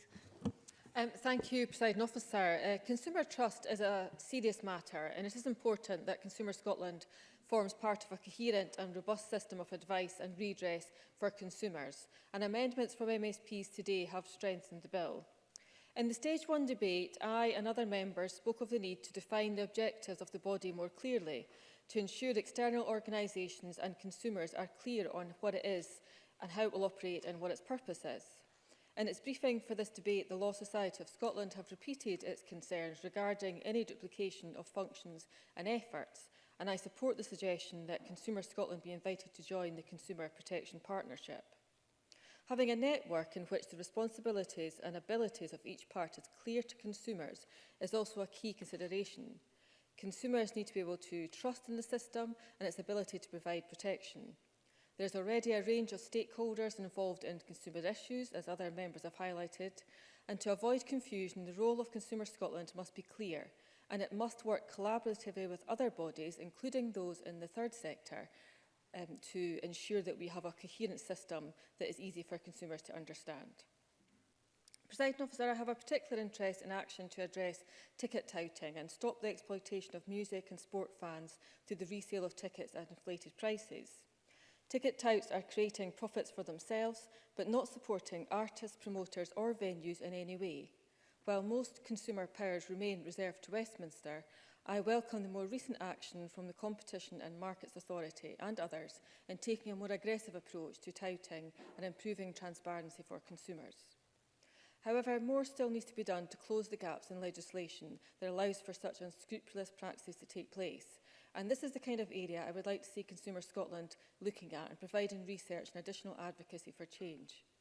I also hope that it is able to act to influence and persuade the relevant bodies where consumer powers do remain reserved.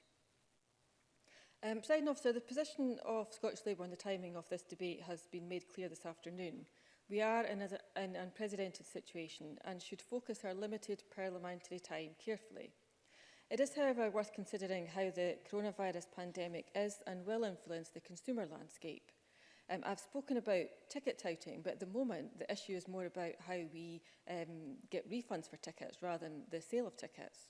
We're already seeing some welcome steps for consumers in terms of extending return periods for purchases, part refunds for car insurance in light of reduced use, and a pausing of TV subscriptions for sports services. But this is all decisions of the business and not a requirement, and we can see ongoing problems with holiday and flight refunds. In the event sector, many venues have organised the choice of refunds or credit vouchers for cancelled events in the short term, but there are also examples of those holding reorganised events being unable or unwilling to provide refunds if the new dates are unsuitable for the ticket holder, and of venues struggling to offer refunds for performances which will no longer take place. While I am sympathetic to venues and promoters looking to minimise their financial losses and in some instances survive, consumers must be protected from not having these losses passed on to them. And as we move out of the current situation, what will this mean for consumers looking to buy event tickets and the extra protections they will be looking for? Will it all inevitably come at a higher price? We should also be aware of the likelihood of many more companies focusing their operations online and the new and different responsibilities they have to fulfil to consumers as a result of this, and ensure that they are fully aware of the rights that are extended to consumers. As Parliament passes this legislation this afternoon, it is important to consider the job Consumer Scotland will have in a post-coronavirus landscape. The operating environment will have unquestionably changed, as will the wants and needs of consumers. And with the new body, we must ensure it is able to respond effectively to these challenges. Thank you. Now call Gordon Lyndhurst for 5 minutes, please. Thank you, Deputy Presiding Officer. Now, we've looked at this bill again this afternoon, having considered it both in committee when I was convener there, and also in this chamber. Now, I think most of it is not controversial, although one or two exchanges this afternoon turned out to be slightly that way, perhaps. Keith Brown's speech. And I think the discussion between Richard Leonard and the Minister means I should perhaps put on the record that I don't think Richard Leonard approached me to discuss his laudable amendment prior to today, but I think both he and the Minister detailed in extenso their own discussions in the matter. Now, it is, of course, important for consumers to be protected, and on that basis, the measures set out in this bill are to be welcomed. That is provided that the new body actually does fulfill its role in an efficient and effective manner. And I think that's the main point that I would like to emphasise. And I don't propose to repeat what others have said here, as I don't think that would serve any further purpose. Repeated assurances alone of goodwill from this place on a variety of subjects and measures do nothing to help anyone, and that's why I make that main point. There are a few areas of concern that remain perhaps with some of the areas in the bill and the stated aims of the bill and whether or not these can be achieved. There's the possible continued risk of duplication. As the committee heard evidence from several bodies, which included Citizens Advice Scotland, they already provide consumer advice. Their funding may be affected by the bill or their role perceived to be diminished without a clear set of lines.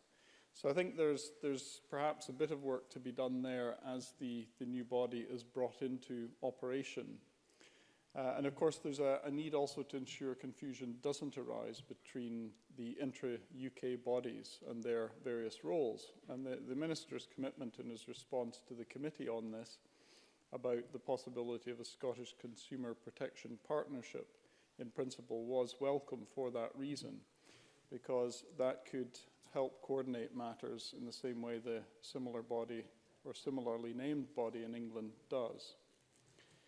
So there are areas that probably need a bit of work, and I'm sure the Minister will be looking to work on these to ensure that Consumer Scotland will be able to realise its purpose and to work effectively and properly across the consumer landscape.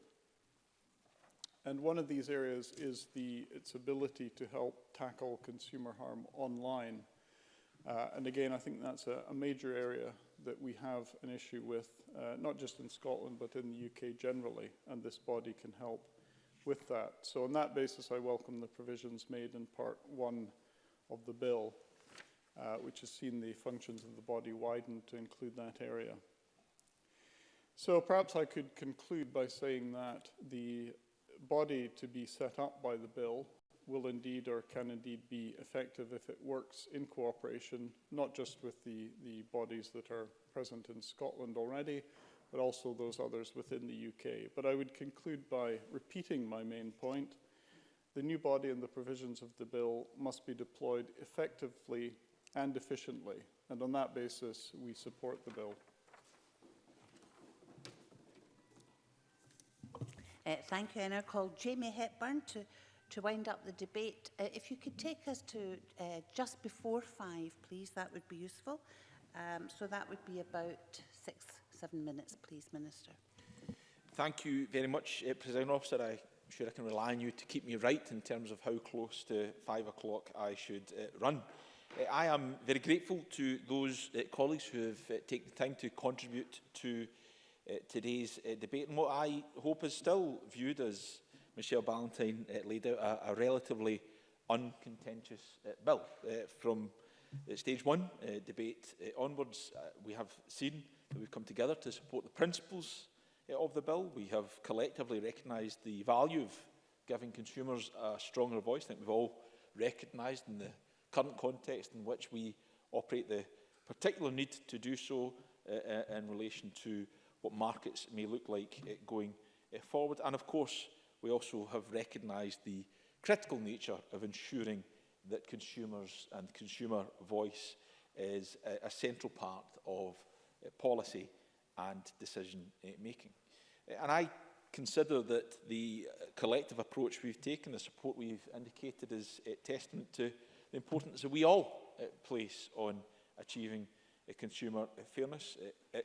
Of course, that supports businesses that do the right thing. It strengthens trust amongst our citizens, and it helps us to build a more inclusive, fairer Scotland. So that's certainly why, when these new powers were devolved to this Parliament in 2016, we as a government recognised the need to use them to seek better outcomes for consumers. In that regard, I want to thank the members of the Working Group on Consumer and Competition Policy who in 2015 considered what could be achieved. And I think it is important to remind us that was a group of independent participants out with government who came together, who they themselves recommended the creation of Consumer Scotland. It has, of course, been a long process since then to reach the point that we are at today, but we have taken that time to get it right.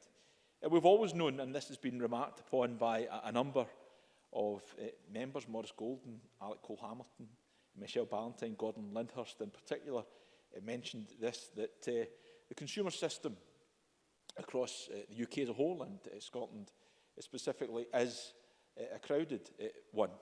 And that is a fair concern to raise. What I will say is that we have ensured that that is accounted for in the establishment of Consumer Scotland in terms of what is laid out explicitly in the bill. We have been very clear that there are other bodies that Consumer Scotland must have cognizance of in terms of the work and the role they undertake. That is now explicitly laid out in the bill, and we will define by regulations those bodies they must, although not exclusively, but those they must take account of. That is laid out in legislation. And also, we have made a clear commitment to establishing a Scottish Consumer Protection Partnership, which will involve all those organisations that have that role. And in that regard, Claire Baker was quite correct to identify the Law Society of Scotland have made the recommendation that Consumer Scotland should be a member of the existing UK Consumer Protection Partnership. Clearly that is not in my gift, but I agree that that would be a very sensible step, and I see there should be no impediment or barrier to that happening.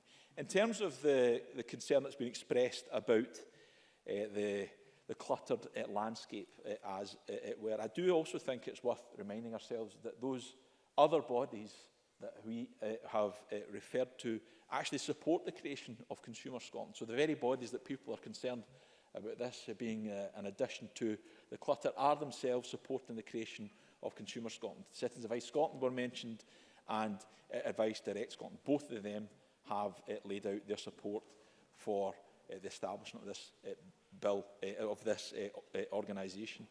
And that takes me on to another point that Gordon Lyndhurst raised. He talked about the concerns expressed that Citizens Advice Bureau and Citizens Advice Scotland may have a diminished role in the area of consumer advocacy. That is not my intent. I've been very clear that I think there is a very clear ongoing role for Citizens Advice Scotland to play in that regard. And in that respect, not only is the notion that we have committed less funding to Citizens Advice Scotland in this area incorrect, actually we've committed more funding to Citizens Advice Scotland in the area of consumer advocacy for the coming year.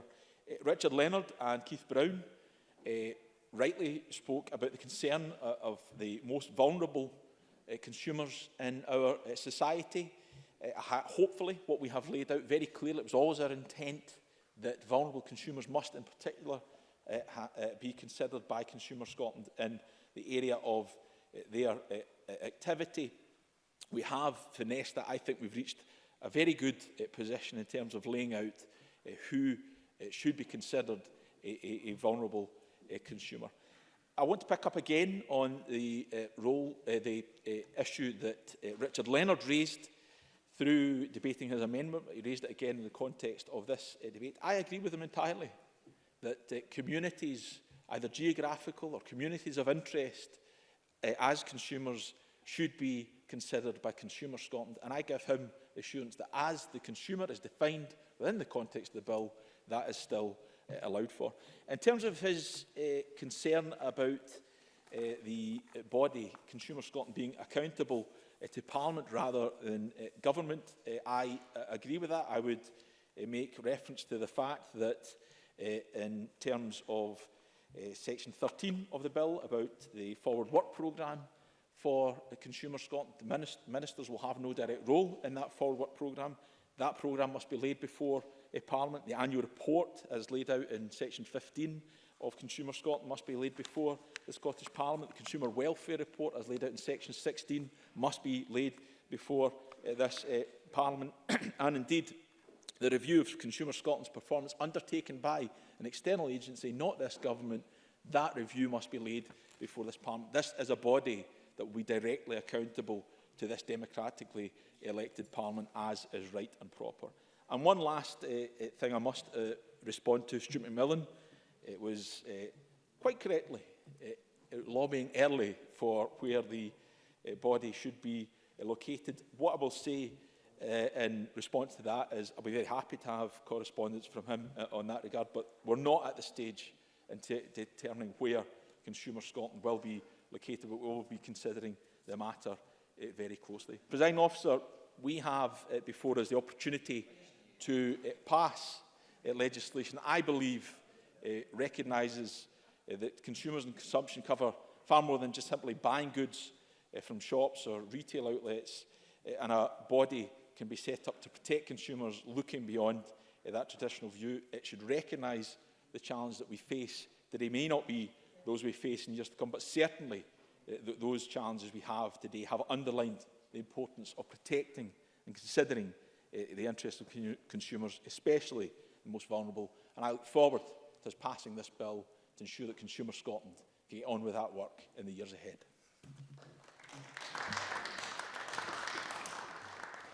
Thank you very much, and that concludes our Stage 3 debate on the Consumer Scotland Bill. The next item of business is consideration of Business Motion 21667 in the name of Graham Day on behalf of the Bureau setting out a business programme. Could I call on Graham Day to move this motion? Moved, Presiding Officer. Thank you very much. Now, I have no indication that anyone wishes to speak, but I understand that possibly a Labour member may wish to vote against this motion. Well, that may be the case, but I will. No, okay. Okay, I will put the question. I'll put the question. The question is that motion 21667 be agreed. Are we all agreed? Yes. We are agreed. The next item of business is consideration of two Parliamentary Bureau motions. Could I call on Graham Day on behalf of the Bureau to move motions 21665 and on designation of a lead committee and 21666 on approval of an SSI? Moved, Presiding Officer. Thank you very much. So there are two questions to be put as a result of today's business. The first question is that motion 21657 in the name of Jamie Hepburn on the Consumer Scotland Bill at Stage 3 be agreed. And because this is an act, I'd like you all to move to a division. So members may press their buttons now.